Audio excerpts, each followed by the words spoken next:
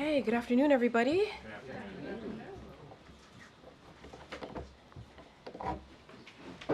Okay, got a few things going on today. So I'm joined today by my colleague, Luisiana Perez Fernandez, who will speak for a few minutes on Hispanic Heritage Month. Luisiana, over to you. Hi everybody, thank you Karine, gracias Karine. Buenas tardes, mi nombre es Luisiana Pérez Fernández y soy la directora de medios de coalición de la Casa Blanca. Hoy celebramos la primera semana del mes de la herencia hispana, un momento para reconocer que la diversidad es una de las mayores fortalezas de nuestro país. Este mes honramos la historia, cultura y contribuciones que la comunidad hispana aporta a nuestra nación. Comenzando desde esta tarde, el presidente Biden y la primera dama, la doctora Jill Biden, recibirán a líderes y miembros de la comunidad latina en una recepción para celebrar sus logros y contribuciones en los Estados Unidos. Luego, el día de mañana, el presidente dará un discurso en la gala del Instituto del Caucus Congresional Hispano, donde honrará la excelencia latina y las contribuciones del Caucus Hispano del Congreso. Allí hablará sobre cómo, desde el primer día en el cargo, él y la vicepresidenta Harris se han comprometido en promover oportunidades y equidad para todos, incluidos los millones de latinos en Estados Unidos. Gracias a este compromiso y a las acciones de la administración Biden-Harris, la comunidad latina ha experimentado una fuerte recuperación económica.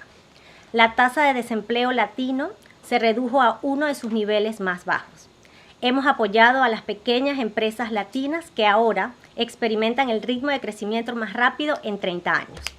Desde 2020, hemos duplicado la cantidad de préstamos respaldados por la Administración de Pequeños Negocios para empresarios latinos.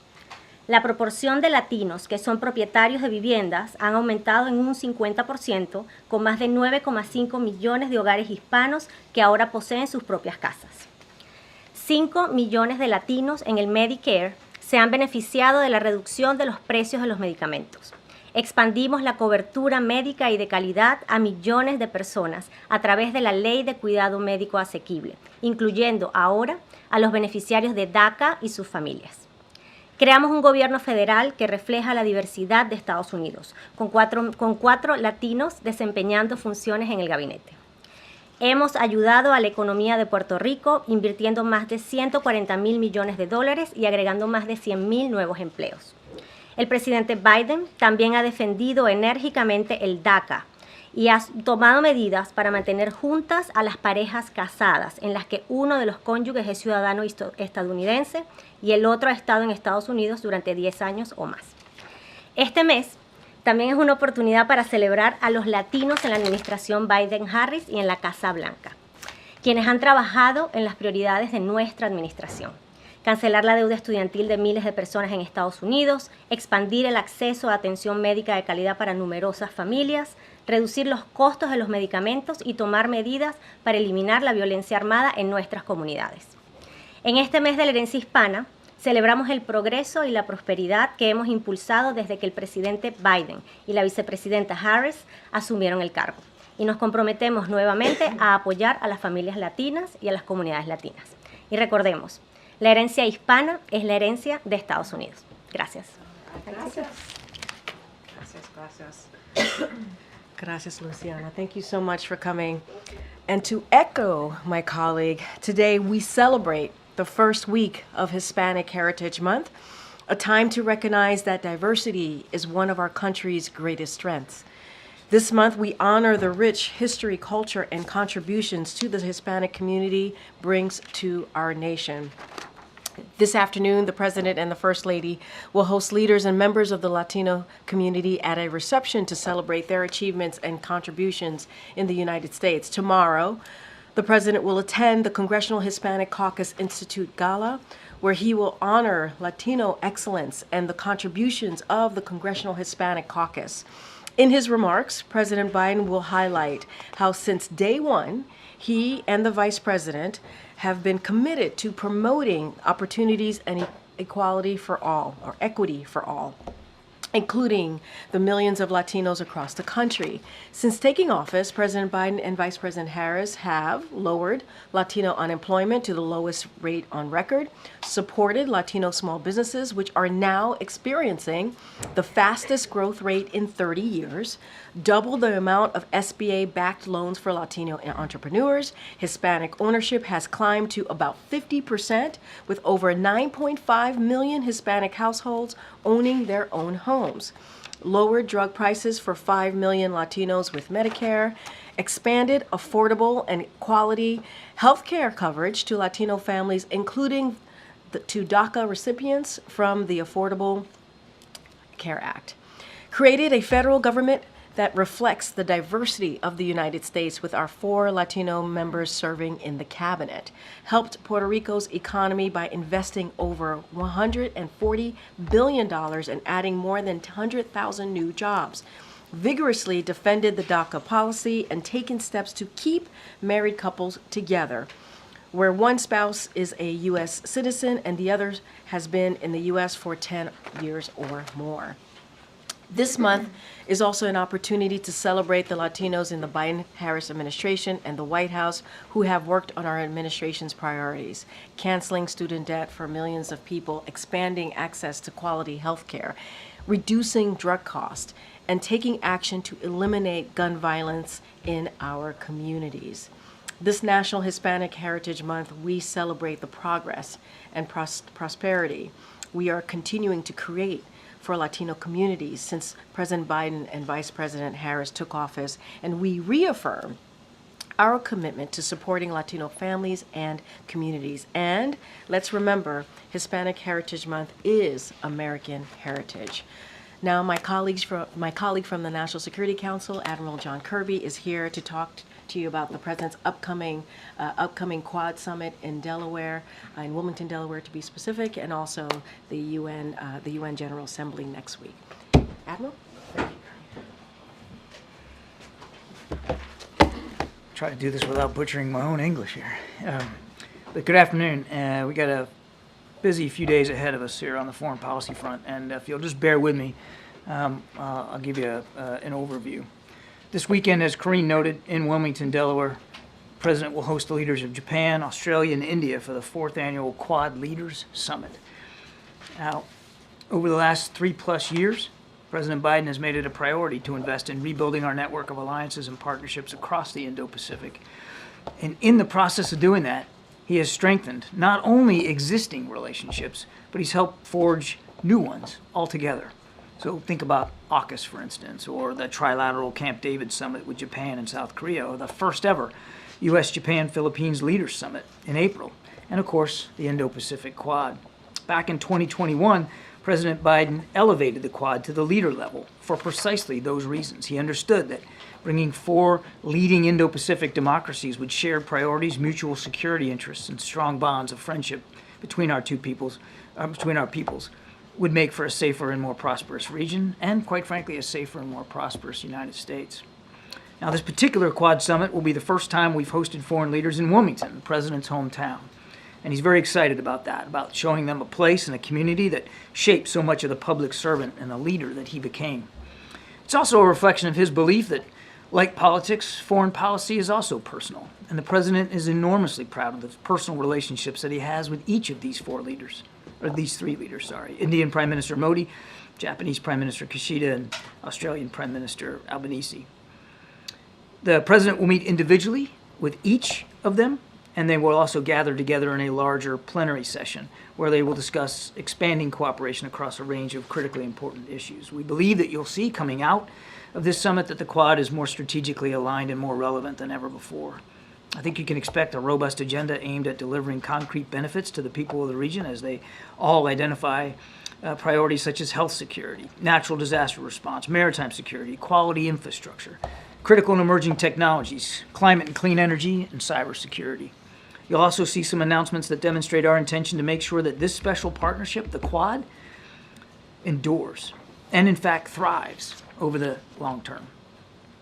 We'll have more details, of course, to share on the specific deliverables as we get a little closer to the weekend. Looking ahead to next week, On Monday, the 23rd of September, President Biden will welcome the President of the United Arab Emirates, His Highness Sheikh Mohammed bin Zayed Al Nahyan, to the White House. Now, this will be the first ever visit by a president of the UAE to Washington, so it's a historic one. The Vice President will also meet separately with President Mohammed. Both the President and the Vice President have spoken with or met with President Mohammed at multiple points throughout the administration, and we look forward to the opportunity to have face-to-face discussions here. In particular, the President and the Vice President will discuss a number of bilateral and regional matters together with areas of deepening cooperation in advanced technology, clean energy, space, supply chain resiliency, and critical infrastructure investments. The UAE has made a number of recent announcements with respect to strategic investments in climate and clean energy, all of which build on the Partnership to Accelerate Transition to Clean Energy, or otherwise known as PACE, which we signed with the UAE 2 years ago. We look forward to expanding this collaboration over the coming months and years. UAE is also, we might add, a leading partner in the President's Partnership for Global Infrastructure and Investments. Advanced technology, I think, will also be a focus of this discussion, including efforts to advance responsible artificial intelligence goals. Now, in the region, President Biden and Vice President Harris will discuss with President Mohammed, obviously, the crisis in Gaza, UAE's essential role in addressing the humanitarian crisis there, and the crisis in Sudan, where, as the President's statement made clear last night, we all must increase efforts to open routes for humanitarian assistance and ultimately to secure a ceasefire. The President and the Vice President look forward to this important engagement with a strategic partner at a very important time. And then finally, the President, as you know, will be traveling to New York City on Monday afternoon for the 79th meeting of the UN General Assembly. Throughout all his engagements up there in New York, he will reaffirm America's leadership on the world stage. He'll rally global action to tackle the world's most pressing challenges, including climate, the opioid epidemic, mobilizing resources for developing countries, managing the risks and benefits of artificial intelligence, and helping end the brutal wars in Gaza, Ukraine, and Sudan, among many other critically important issues. Specifically, on Tuesday morning, the President will deliver an address to the UN General Assembly outlining his vision for how the world should come together to solve these big problems and defend fundamental principles such as the UN Charter. The President will also meet with UN Secretary General Guterres and talk about how the partnership between the United States and the United Nations in advancing peace and safeguarding human rights can endure and to prosper. On Tuesday afternoon, the President will host a summit of the Global Coalition to Address Synthetic Drug Threats. We established this coalition ourselves just last year to drive international action in order to disrupt the global supply chain of illicit fentanyl and other synthetic drugs. This event will be an opportunity for leaders to drive progress on one of the most lethal global health and safety challenges of our lives. The meeting reflects the President's vision of countries working together to deal with problems that cross borders. Now, in this case, the coalition is playing a vital role helping our country deal with the fentanyl crisis here at home. The President will also have engagements with foreign leaders on Wednesday, and we'll have more to share on that agenda as we get a little closer. Thank you. Appreciate your patience.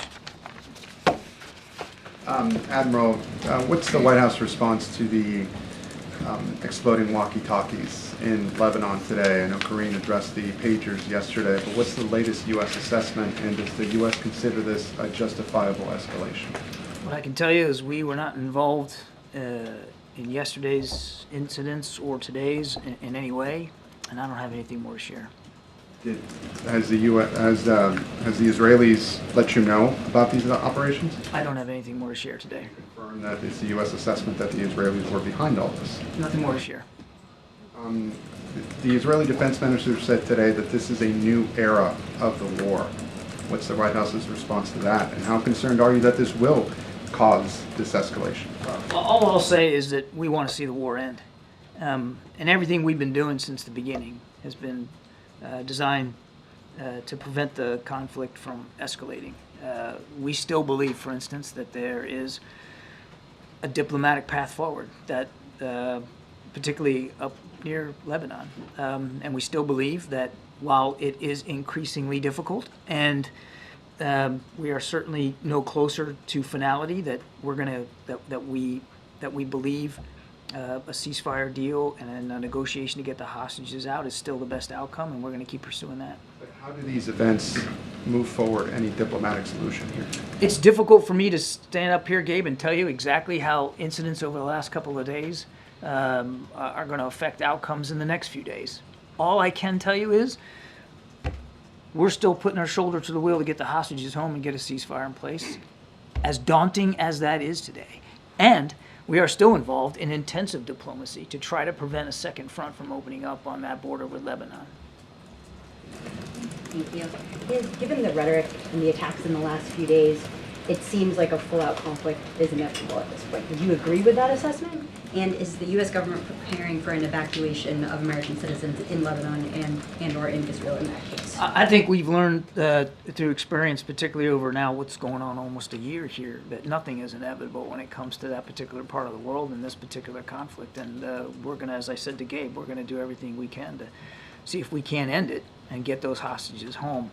And your second question was evacuation. I don't have anything with respect to evacuation preparations to talk about. I mean, that's a better question really put to the State Department. I think you know, Laura, particularly from covering the Pentagon, we have on the shelf, we have evacuation plans available for places all over the world. But I wouldn't lead that to believe that we're in a moment now where we think we need to imminently call for that or act on that right now. What has been the impact of the latest attacks on the potential for a ceasefire deal in Gaza? I think it's too soon to know if what happened over the last couple of days is going to have any effect on where we are with a ceasefire deal. Sadly, we aren't any closer to that now than we were even a week ago. So it's difficult to see any immediate impact of these incidents, but I think it's just too soon to know in general. Officials have said we were 90% there. Is that still the case? I think in terms of the agreed framework and the language, that's still the case. The framework has been agreed to. The major architecture of the deal had been agreed to by both sides. But as we said, once you get down to niddling over that last 10%, and you're in that kind of horse trading, it gets real hard, and the details get real specific, and that's where we have run into some resistance, and we're not any closer today than we were a few days ago. Thanks. CBS News, at least, has learned that the Defense Secretary, Lloyd Austin, spoke yesterday with the Israeli Defense Minister 2 different times. We've been told no specifics were given about the operation that happened yesterday. Was there any heads up given yesterday that there would be more attacks in Lebanon today? Well, I'd refer you to the Defense Department to speak to conversations that the Secretary had with Minister Gallant. As I said, there was no U.S. involvement in either of these incidents, and I have nothing. One thing, though, but awareness it was coming is another. I recognize the question. I have nothing more to add. If you're someone who owns a pager like this that's been blown up in Lebanon in recent days, whether it was made by the Taiwanese company or the Hungarian company that may have had a licensing deal with them, should you be concerned it could blow up? Again, Ed, I have nothing more to add on this. Yeah. Our sources have confirmed to us it's been widely reported that Israel is responsible for this, but notably you still won't say that. Why is that? Is it because that's not your assessment or because you don't support what they're doing here? It's because I don't have anything more to add on this issue. As I said, there was no U.S. involvement, and I'm not going to go beyond that today. Then let me ask this. These kinds of tactics, blowing up pagers and walkie-talkies, is this type of warfare acceptable to the United States? Again, Mary, I appreciate the question. I'm simply not going to be able to address these incidents over the last couple of days in any level of detail one way or another. Okay, let me try one other thing. Please. Everyone keeps urging, all parties involved not to escalate this. Isn't this an escalation already? I mean, isn't this Israel doing exactly what you've been warning them not to do? Again, I'm not going to speak to the details of these incidents. I understand that's frustrating. I get it. And I understand where all your questions are coming from. They're all valid. They're all fair. I'm just not going to get into this. I will add, if I could, and restate a little bit to what I said to Gabe. We still don't want to see an escalation of any kind. We don't believe that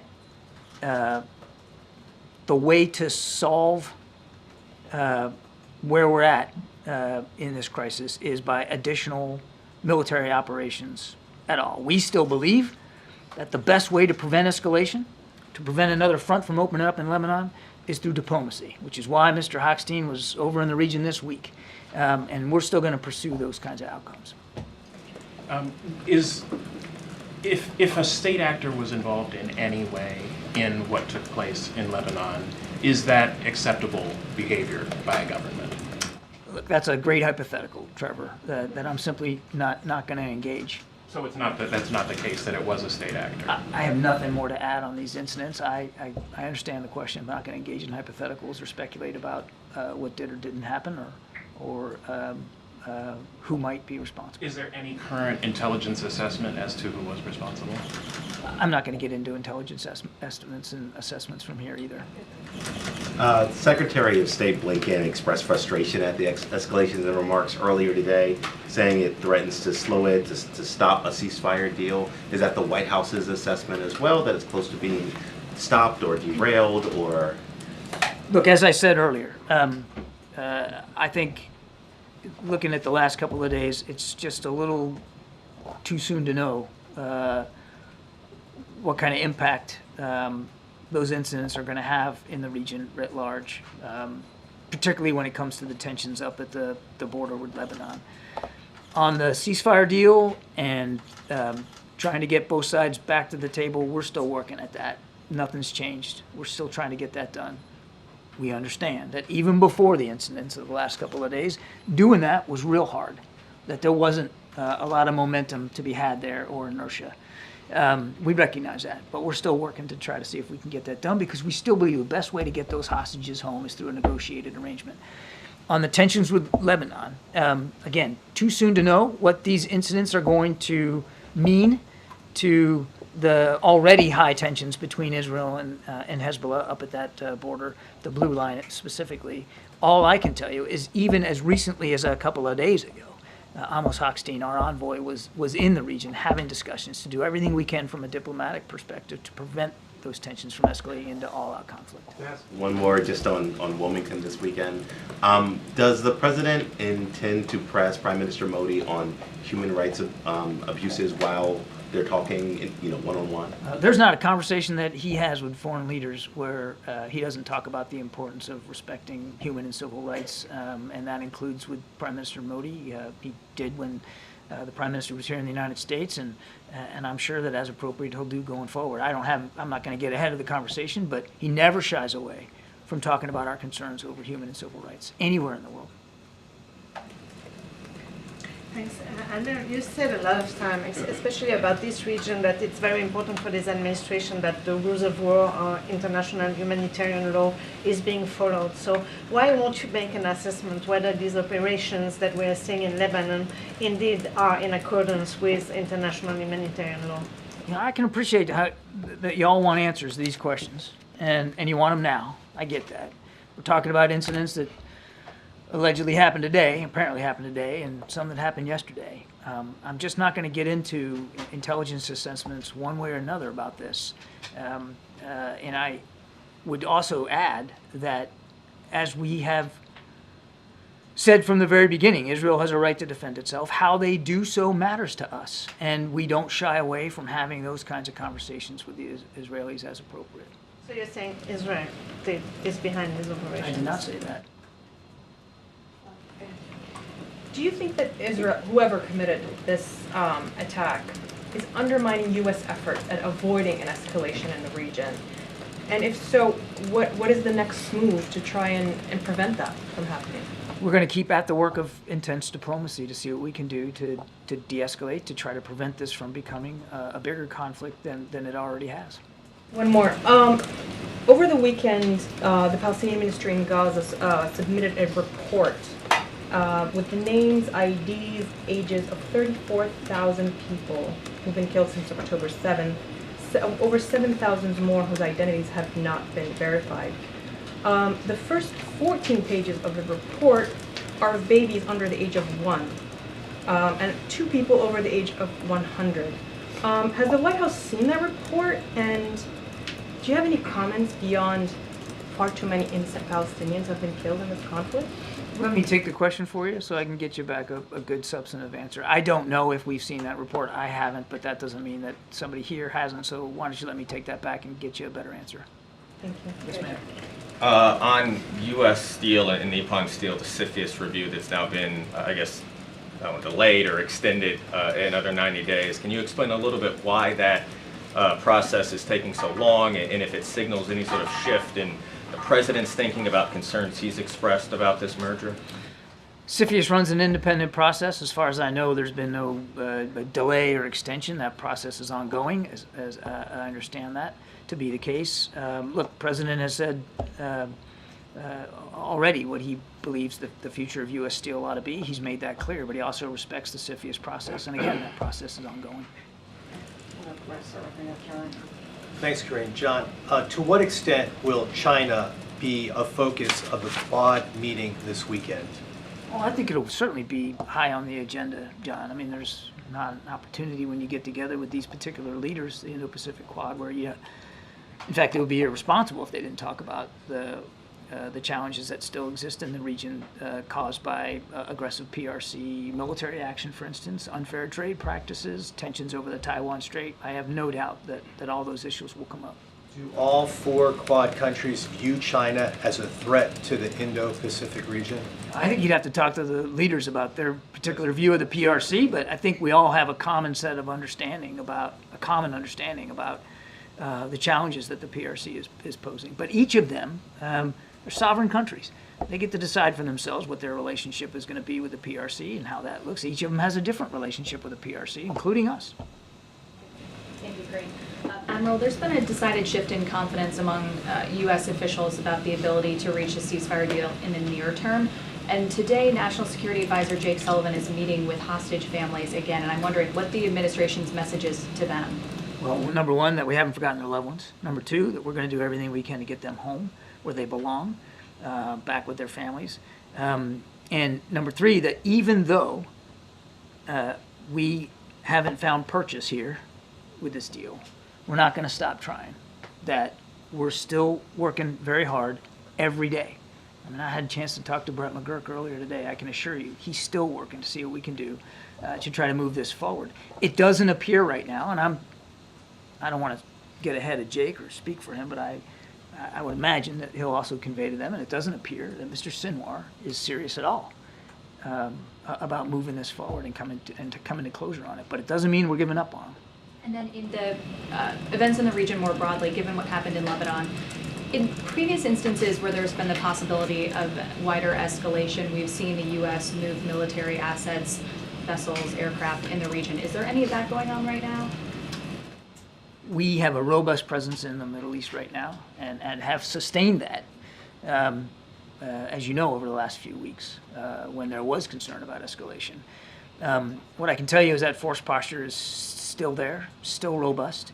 We look at it every single day as against the threat, and we make adjustments as we need to. Not all those adjustments make headlines, or do we announce them for understandable reasons, but the President is confident that we maintain sufficient military capability in the region to defend our interest and, of course, our allies and partners as appropriate. And just quickly, if I may, on that, last year the President's message was largely about Ukraine and the need for more funding for Ukraine's defenses. October 7th happened just a couple weeks later. How much will that figure prominently in the President's events next week? Well, without getting too far ahead of the President's speech, I think you can expect him to talk about the modern crises that we're facing right now. Certainly Ukraine and Gaza are two of the chief ones there, and how American leadership matters, how coalition building matters and has made a difference in both conflicts, and how we have to stay at that work. Thank you. Thank you. John, next week President Zelensky of Ukraine will present his victory plan to President Biden. Has the President had a chance to review this plan, and would you call it victorious? We've not been fully briefed on it. Will President Biden host President Zelensky in New York or here at the White House? I don't have a meeting to announce today, but stay tuned. Ukrainians have requested a meeting, according to our sources, with Vice President Harris. Did she accept this I would refer you to Vice President Harris's staff, you know she has met with President Zelensky face-to-face on a couple of occasions, and I know she's spoken to him on the phone. I have little doubt that if the opportunity presents itself and both of them can have another conversation, they will, but you'd have to talk to her staff on Getting that. back to Lebanon, so those communication devices were reportedly made in Japan and Taiwan. Have you reached out to your Japanese and Taiwanese counterparts in that matter? I'm aware of no such communication. Thank you, Karine. Admiral, staying on the subject of Russia, the government of Armenia today said that they formally plot Russian forces to try to stage a coup in their country. Is the White House aware of this and have any comment? I won't get into intelligence assessments specifically, Jonathan. I would just say writ large, and we've talked about this before, Russia has proven adept and certainly interested in interfering in democratic institutions around the world, certainly here at home, no question about it, but overseas as well. And it is a constant topic of conversation between us and our allies and our partners, and we're doing everything we can working with them to try to disrupt that interference. Thank you so John, much. can you address the famine in Sudan? John, can you address the famine, please? I think if I could just briefly point you to the president's statement last night. How serious is it? How dire is it? I don't know of a famine that's not dire. Right. It's dire. Numbers-wise, Millions I of mean. people have been pushed out of their homes. Hundreds of thousands of them are facing incredibly violent circumstances. And yes, there's real famine and real hunger. And that's why we are working incredibly hard. And that's why the president himself wanted to make that point about last night about that town Al-Fashir and the RSF's basically siege of it. It's got to stop. Both sides have got to start coming together, sitting at the table and doing what's right by the Sudanese people. And I'll tell you something else.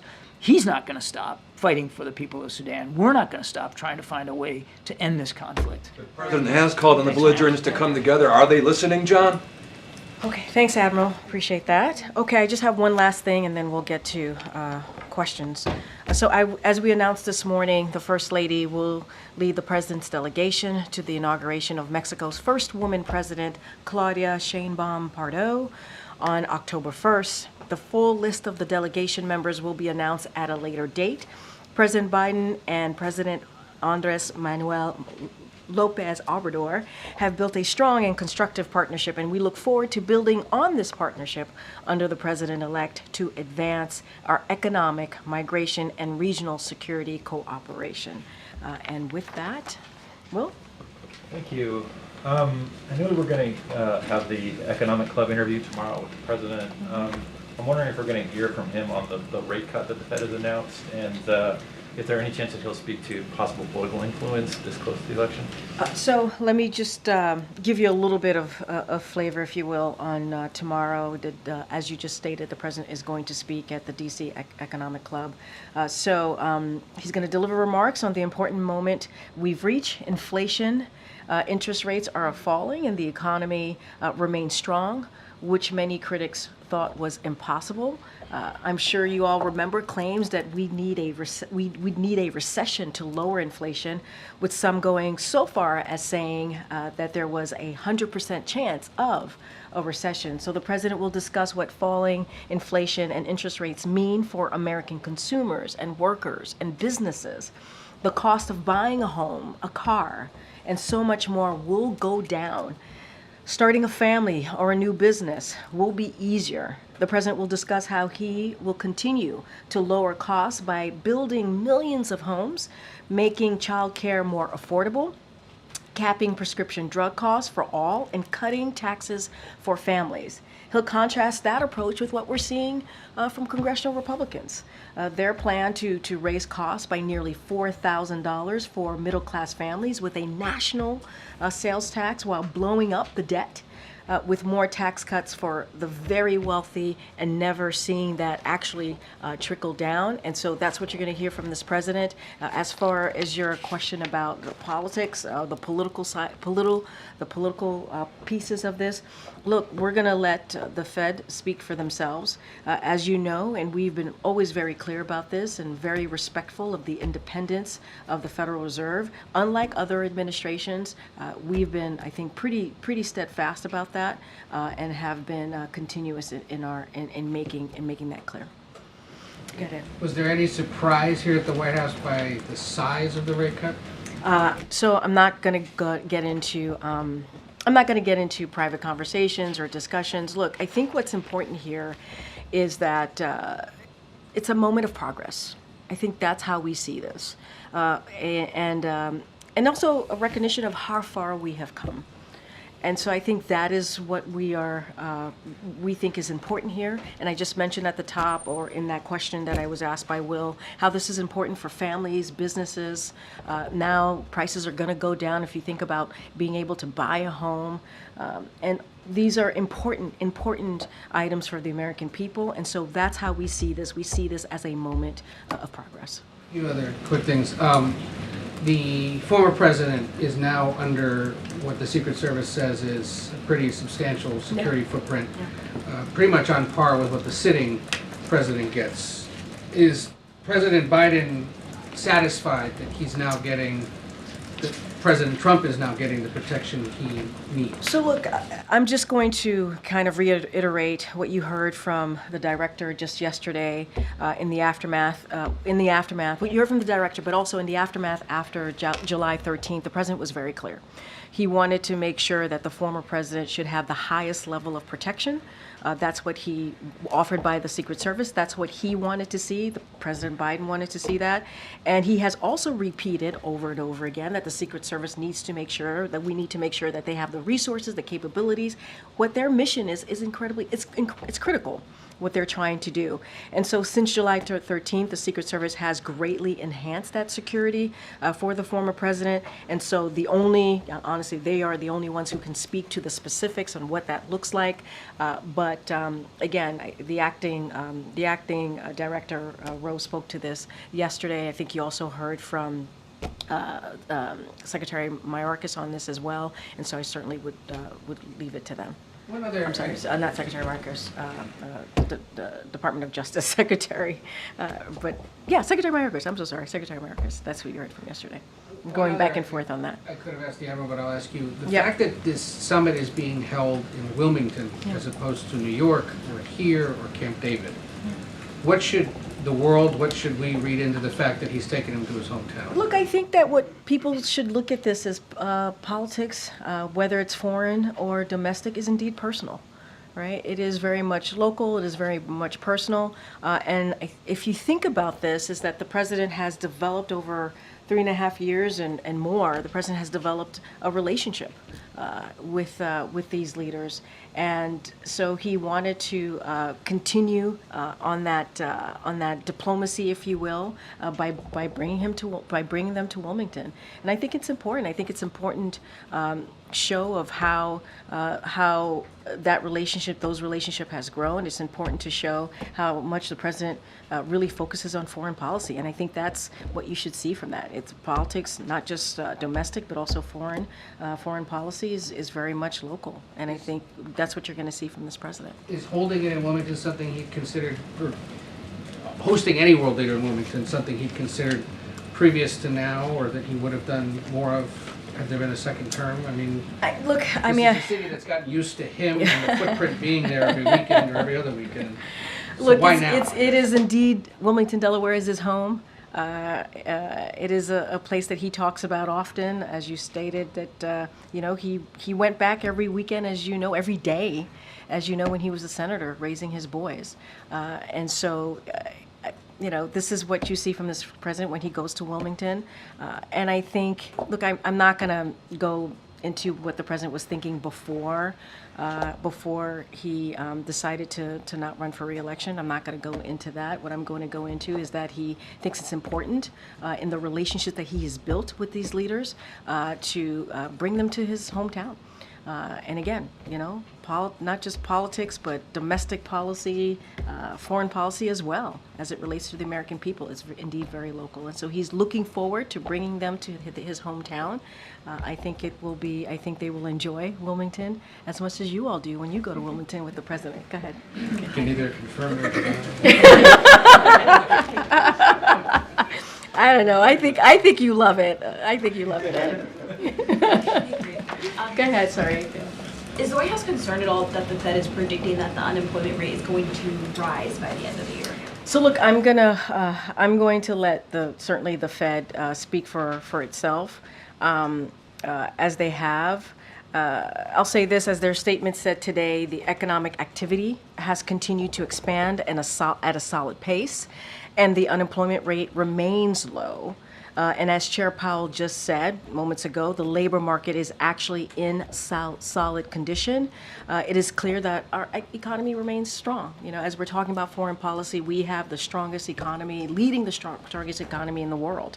And unemployment is still low at 4.2%, with the lowest average of unemployment of any administration in 50 years. 142,000 jobs created last month, nearly 16 million jobs created under the Biden-Harris administration. Wages are going faster than prices are, So I think these are important data and points to also lift up as well. But again, the Fed also spoke for themselves in speaking to the strength of the economy and the economic activity as well. I know you can't speak to politics, but the Teamster today decided not to endorse any candidate in the election. Can you just speak to the administration's relationship with the Teamsters? Obviously, you guys have done a lot with them, $36 billion in aid. Is the president surprised at all by that? So look, I'm not going to get into endorsements from any organization, including today the Teamsters. That is certainly something that the campaign could speak to. As you know, this is a president and a vice president that has fought hard for unions throughout their administration. This administration, in the past 3.5 years, he has been called the most pro-union president ever. The president is very proud to have that title, if you will.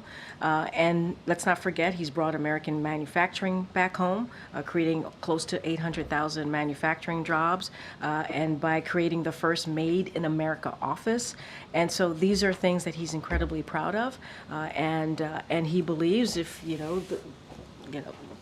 union labor built the middle class. You hear him say that all the time, and so. Can't speak to any sort of endorsements. That's for the campaign to speak to directly. But this is a president who has really has put, when it comes to union and bringing jobs back to America, he has put that front and center of his economic policy. Okay. You've described the Fed's announcement today as a moment of progress, but just to put a finer point on it, does the president agree with the assessment of many that this cut essentially declares that the battle on inflation is won? I mean, look, all we have to do is, I don't even have to look at or speak to what the Fed has done. I mean, the data shows, right? The fact is that we have seen inflation coming down. That is something that we have seen in the data that I continuously speak about from here, whether it's from me or my colleagues who join us in this room. And so it is obvious. It is obvious that we have seen interest rates have fallen, that inflation have fallen, and so I'm going to let the Fed obviously speak to more specifics about their decision, their monetary decision. But we have seen inflation going down. I think that's important. That's important to the American people. That's important for families, for businesses, and so. I think the progress being made at this time is critical, and we have said this was coming. I stated earlier that there was a time where folks were saying that we needed a recession, and this has proven through the president's economic policy and what he's been able to do that we didn't need to do that, right? We needed to make sure that we really focused on the needs of the American people. And can I just get your reaction, the president's reaction to the Senate's move yesterday failing to advance the bill to protect IVF? Look, I mean, the president, we put out a statement on that. I talked about it at the top just yesterday. It's shameful. It's shameful that I think more than 40 Republican senators decided not to give protections to IVF. And the reason that bill is even put on the floor for a vote is because of what Republicans did, the former president did in undoing Roe v. Wade with the Dobbs decision. And the Dobbs decision, while it took away a constitutional right that was around for almost 50 years, which is Roe v. Wade, it led to now, families, people who want to start a family, not have that ability to do so. And that's what it led to. And, you know, they can pontificate and talk about how some of them may want to protect IVF, but they certainly didn't vote that way. And it's unfortunate. It's unfortunate that now families are being taken away, their rights are being taken away, their decisions to start a family is being taken away because, you know, Republicans are blocking it or getting in the way. And so this is something, when you think about abortion rights, when you think about reproductive health care, when it comes to the Biden-Harris administration, we are going to continue to fight for those freedoms.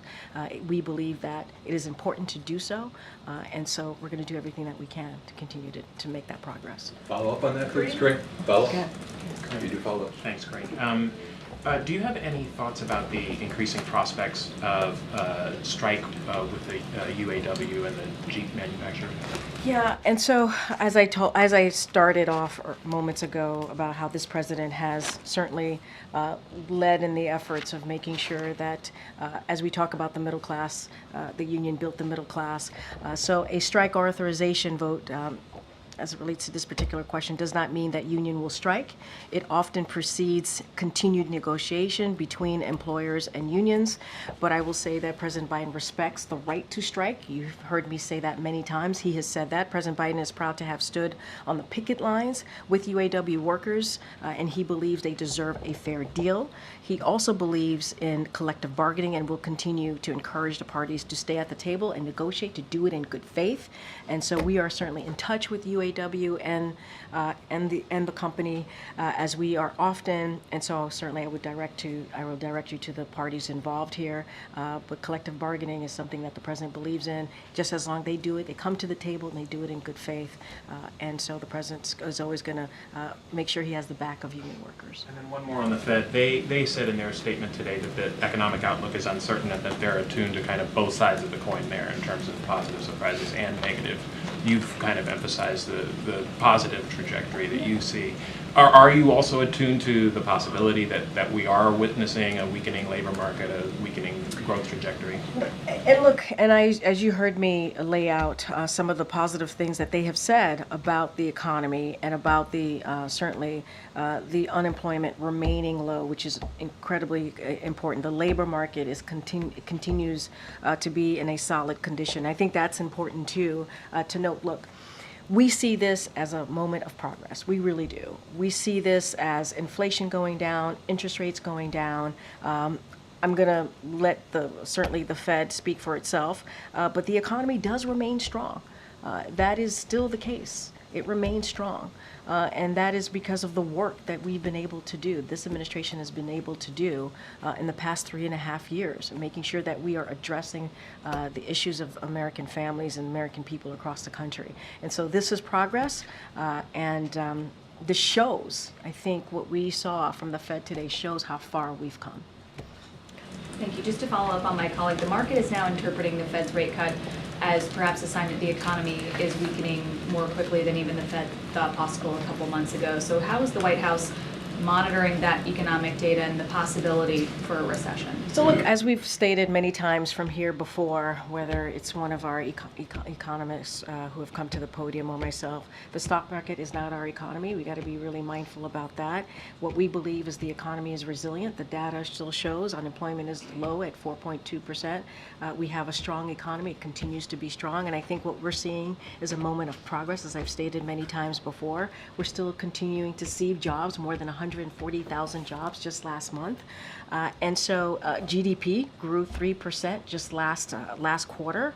And so this is important. This is important when we look at all of the data together, that we are continuing to see a strong economy. The stock market is up more than 40% under this administration, but that is not our economy. And so we're continuing to see progress. We've come a long way since this president and this vice president walked into this administration. The economy was in a tailspin. And we've managed to turn that around. Now, as you hear us say all the time, is there more work to be done? Yes, there's more work to be done. We want to continue to lower costs for the American families and Americans across the country, and we're going to continue to do so. And you're going to hear from the president tomorrow directly. And on Teamsters, I know you can't talk about the endorsement specifically, but the union also put out its internal polling that showed that there was a pretty wide margin of rank-and-file membership that supported former President Donald Trump. To what extent is that a referendum on the work of this administration? Look, I'm not going to speak to their poll. I'm not going to speak to the rank and file. Look, it is. We're talking about a 2024, obviously, an election that is just a few weeks away. I can't speak to that. I can't speak to their decision to endorse, not endorse. I guess in this case, not endorse. What I can speak to is what this president and this vice president has done in the last 3.5 years. This president has been called the most pro-union president ever. And I think, Trump outpolled President Biden. When he was I hear you. So I mean, we're talking about. How does that reflect on the We're also administration's work? we're talking about one union, right? We're talking about the Teamsters. 1.6 million people. Yeah, I hear you, but we're still talking about one union. And I'm not going to go into their data. I'm not going to go into their polling. But what I will say is many other labor unions have said, and they've been very clear about what this president has been able to do. Thinking about manufacturing jobs, you're thinking about building an economy that leaves nobody behind. You're thinking about what we've been able to do to make sure that we're bringing back American jobs here. Made in America, obviously here. We created an office to do just that. And so the president has certainly not just done the talk, he's walked the walk. And I think there are many labor unions out there who have seen that from this administration. I'm not going to dive in or double down or get into a particular polling that's out there. Karine, following up on Mary's question, back in August, I asked the president whether he thought the U.S. had beat inflation, and he responded with an emphatic yes. Today, Jerome Powell was a bit more cautious, and he said, we're not saying mission accomplished. So I want to ask you again, does the White House believe, does the president believe that the U.S. has beat inflation? So what we believe is that we've seen progress. That's what we believe. We believe that inflation indeed has gone down, right? That is something that we have seen over the past several months. Inflation has gone down. We cannot forget where we were when we walked into this administration, a once-in-a-century pandemic.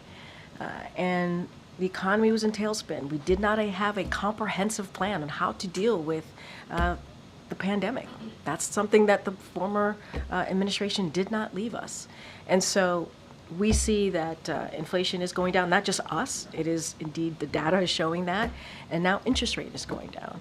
I'm going to let the president speak for himself. He's going to speak tomorrow at the DC Economic Club, and he'll have a lot more to say.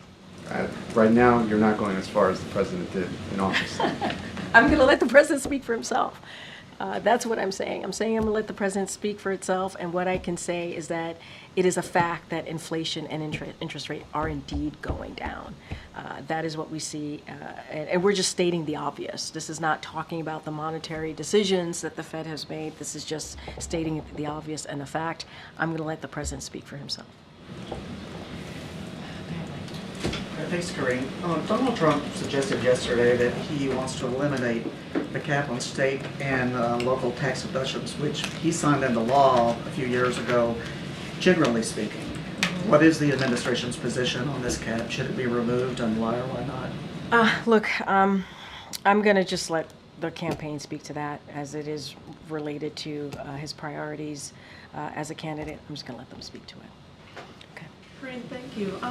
The president has had a long career on the world stage as chairman of the Senate Foreign Relations Committee, as vice president, and of course as president. And I'm wondering, going into these summits, the Quad Summit and the UNGA meeting, how much will we see him speak in a personal way about his legacy, his vision? This will be his final talk, his final address to an UNGA group. And also, thinking about the speech tomorrow, you said that the president will discuss how he'll continue to lower costs by building millions of homes, making childcare more affordable, capping prescription drugs, etc. How much does he think he can realistically accomplish in the waning days I'm going to of his let presidency? certainly I'm going to let the president speak to that and more. I was just giving you a little bit of a taste of what the president wants to talk about. And look, lowering costs has been something that has been at the center of his economic policy, a priority for him in the past 3.5 years. And so that is something that we're going to continue to do. And I think under this administration, we have been able to build homes for people in an affordable way, and that's something that we're going to continue to do. We've been able to deal with child care, especially the child tax credit. That is something that we were able to do with the American Rescue Plan, which only Democrats voted for in Congress, and that actually made a difference. So you've seen some of the approaches that the president has been able to do. We have already beat Big Pharma, and so you have seen prescription drugs go down because of the work that this president has done with the Inflation Reduction Act. Again, only Democrats voted for that. And that was something that you've heard from elected officials for years, that they wanted to beat Big Pharma. This president was able to do that. So I'll let him speak more to that tomorrow and what that's going to look like, and lay out his plan and his thoughts. As it relates to the world stage, the president has been a leader in the world stage, on the stage. Not just throughout his Senate career, as you just stated, as VP, as president. You think about how he's been able to bring partners and allies together on really important moments, critical moments in the past 3.5 years. Look, I'm in a personal way. I hear the question. What I will say to you is I'm going to let the president speak to that. And speak to his own personal views, and a look back, if you will, of his 50-plus year career, and what he's been able to do on the world stage and also here domestically. And so I'm going to let the president speak to that. But I think he is very proud of his accomplishments and what he's been able to do, and he'll speak more to that. So I'll let that go. Great. Get VOA in the back. Thank you, Karine. Again, next week, President Zelensky will meet with President Biden, be it in New York or in D.C. Can you talk to me about President Biden's expectations from this meeting, given that this might be their last in-person interaction before President Biden leaves the White House? I'm not going to get into details or specifics or his thoughts, behind-the-scenes thoughts of how he's thinking about it. As you know, he has he's met President Zelensky many times, and I think President Zelensky has appreciated his leadership, and we've been incredibly impressed by the bravery of the Ukrainian people as they continue to fight for their democracy, their freedom, and so you've seen an unwavering support for the Ukrainian people, and certainly the president has led in more than 50 countries getting behind the Ukrainian people as they fight for their sovereign territory. And so certainly that's what you're going to continue to see, and I'll just leave it there. In D.C. or in New York, just to follow up. I don't have anything else I don't have anything to add. One more, if I may. Senator John Kennedy accused Arab American activist Maya Berry of supporting Hamas, even though she denied it. So the senator told her, let me quote, "You should hide your hat in a bag." Do you have any reaction to such an intent? Yeah, I do actually. I'm glad you asked the question. Look, fighting hatred of all kinds, including anti-Arab sentiment and Islamophobia, was a core tenet to the president's campaign, and continues to be a driving force of his time here in office. As you all ask me about his last 4 months. And speaking to this specific moment that we saw, that we all witnessed, it was shameful.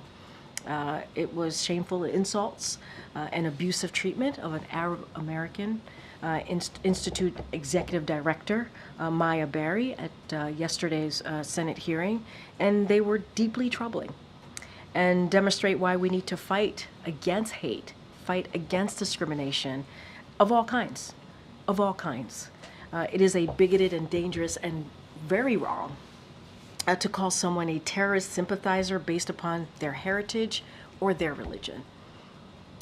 And so we have seen troubling rise in anti-Semitic hatred attacks since October 7th, and we've seen a distressing rise in hatred and attacks aimed at Arab and Muslim Americans. And it is upon all of us, especially leaders, national leaders in particular in this country, to call that out and to condemn that type of hatred, that type of bigotry.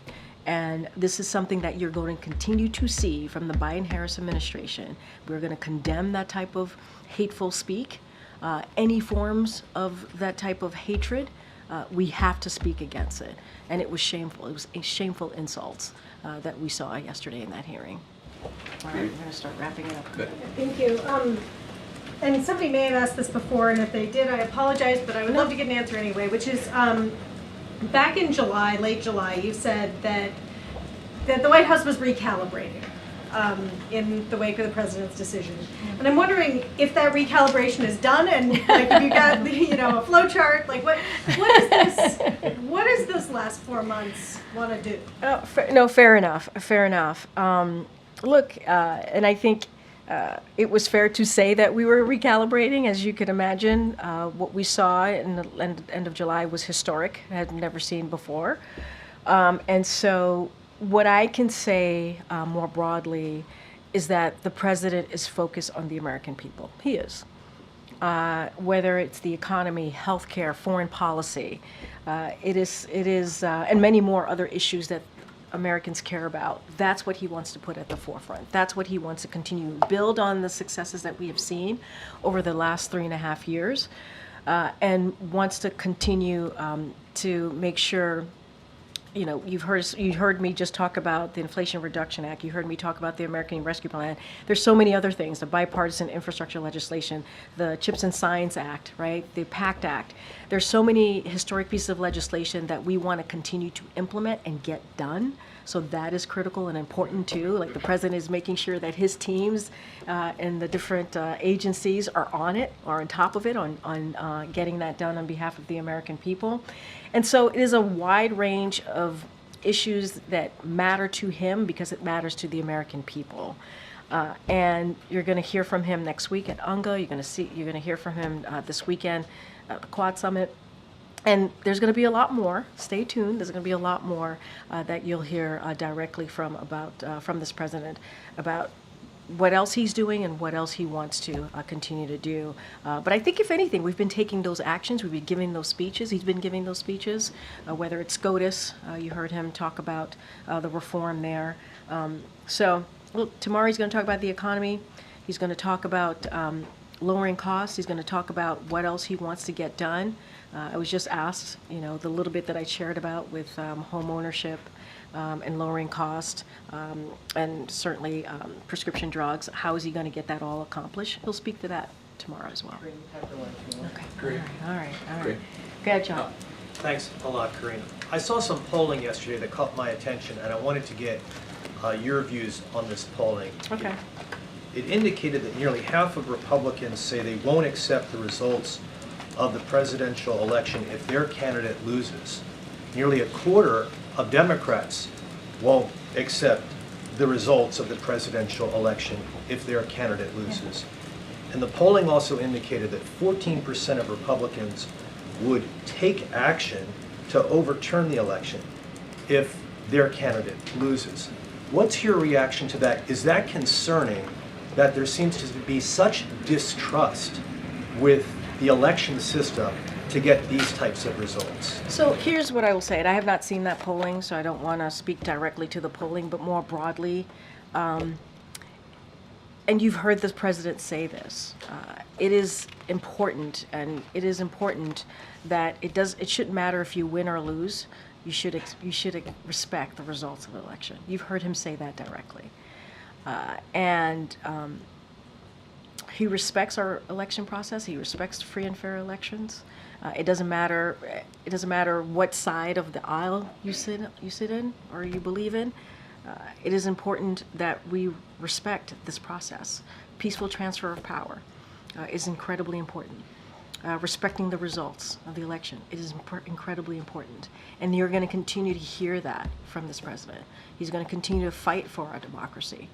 And you heard him say that on January 6th, after what we saw on the Capitol, after violence was incited, when you saw 2,000 people trying to overturn an election because of what the former president said. and he denounced that. And it wasn't just, you just didn't hear that from a Democratic elect president. You heard that from the judges who were, more than 60 of them were Republican judges who said it was indeed a free and fair election. And so he believes, as a leader, as the President of the United States, it is important to be very clear in protecting our democracy and fighting for our democracy. And you've heard him say this. And so I'll leave it there. I'll see you all tomorrow. Thank you, everybody. That IVF bill, critics say it violates religious freedom. Can you address that?